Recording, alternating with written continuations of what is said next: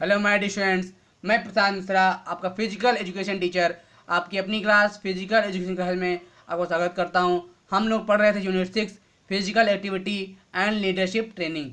Last day मैंने आपको qualities of leadership and role of leadership के बारे में इन्फॉर्मेशन दी थी। आई होप आप लोगों को अच्छे से क्लियर हो गया होगा। आज का टॉपिक है हमारा behaviour change states for physical activity. That means शारीरिक गतिविधि के लिए व्यवहार परिवर्तन के चरण क्या हैं। ठीक है, आइए देखते हैं आज का टॉपिक। फर्स्ट हम लोग देखेंगे इसमें आज techniques for behaviour change. That mean व्यवहार परिवर्तन के लिए तकनीक क्या होनी चाहिए। ठीक है, फर्स्ट है हमारा इसमें टेक्निक्स फॉर बिहेवियर चेंज। आइए देखते हैं। There are various change techniques but the success of these techniques depend on how you use them full stop. When a group of complementary behavioral change techniques are used together, comma, they can facilitate change in different types of behavior. That mean यहाँ से आपको आपकी heading क्या है, techniques for behaviour change. व्यवहार परिवर्तन के लिए तकनीक क्या होनी चाहिए। तो मैं आपको सिंपली बता देता हूँ कि विभिन्न परिवर्तन की तकनीकें होती हैं। जो तकनीकें हमारी हैं वो विभिन्न परिवर्तन की तकनीकें होती हैं, लेकिन इन तकनीकों की सफलता इस बात पर निर्भर करती है कि आप उनका प्रयोग कैसे करते हैं। ठीक है, जब पूरा व्यवहार परिवर्तन तकनीकों के एक समूह का एक साथ उपयोग किया जाता है तो विभिन्न प्रकार के व्यवहार में परिवर्तन की सुविधा प्रदान कर सकते हैं आप। ठीक है, अगर आपसे सिंपली पूछा जाए कि व्यवहार परिवर्तन की तकनीक क्या है तो आप बता सकते हैं कि जो व्यवहार परिवर्तन की तकनीकें होती हैं विभिन्न प्रकार की होती हैं, लेकिन इन तकनीकों की सफलता इस बात पर निर्भर करती है कि उनका प्रयोग हम कैसे करते हैं। ठीक है, फर्स्ट हमारा इसमें डिफरेंट टाइप्स की आपकी बिहेवियर हैं कि टेक्निक्स हैं। फर्स्ट हमारा इसमें सेल्फ मॉनिटरिंग यानी स्व निगरानी। ठीक है, आइए देखते हैं। You need to know what your actual level of physical activity is before you can appreciate what need to be changed. Full stop. Monitoring your own progress allow you to experience positive feedback, comma, feel more confident and set new goal as you improve. That mean आपसे यहाँ पे आपका first technique क्या है, self monitoring, जिसमें स्व निगरानी।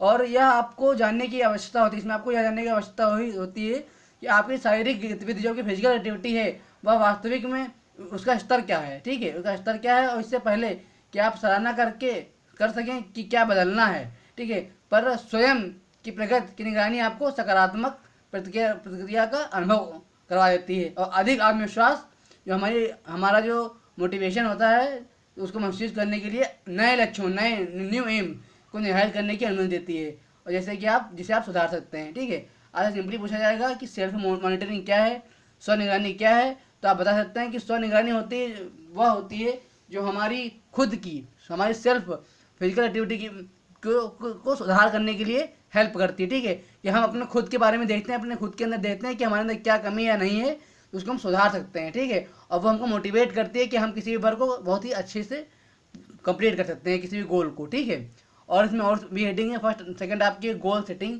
जिसमें हम लोग उसमें लक्ष्य को निर्धारण करते हैं। ये भी हमारी टेक्निक है। किसकी टेक्निक है ये व्यवहार परिवर्तन की टेक्निक है। ठीक है, गोल निर्धारण करना।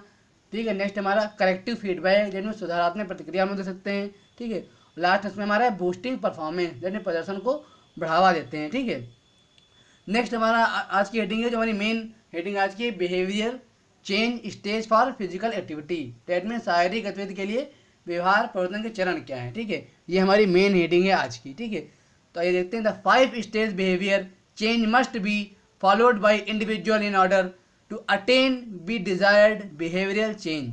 The stage are follows. That mean वांछित व्यवहार परिवर्तन को प्राप्त करने के लिए व्यक्ति द्वारा 5 चरणों दैट मीन 5 स्टेज के व्यवहार परिवर्तन दैट मीन बिहेवियर चेंज परिवर्तन का पालन किया जाना चाहिए। और चरण जो स्टेज इस प्रकार हैं, जो स्टेज हैं आपकी वो इस प्रकार हैं।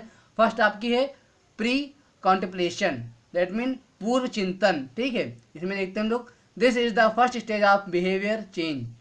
Here individuals do not recognise the need to modify their habits or bring about a change in themselves. This stage is also known as the Daniel stage.